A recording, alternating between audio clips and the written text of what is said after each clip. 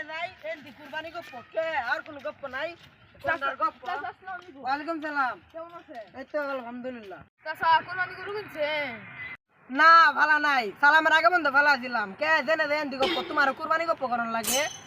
আপনার তো টাকা পয়সার অভাব নাই, কুরবানি কথা কইলে সেতেন কে? ও তোকে তো বেয়া শরম নাই কে আমি কুরবানি দিলে সোয়াল সোয়াল পুলি দিলে বাস পি কে এক কেজি গরু মাংস ফ্রিতে তুই আটটা খাইতে পারিস না আর আমি কুরবানি দিলে তো পুরা পুরা মহল্লার কেউ কুরবানি দেয় না চাচা কুরবানি দিলে তো টাকা ক্ষয় হতে হয় না, তা আপনি কুরবানি দেন না কে? এটা তোর মারাম আমার কটা টাকা বলে দেখি তো ঘুরতে খাওয়া ষড়যন্ত্র করতে পারছ না কটা টাকা দেখছি আর কুরবানি জানতে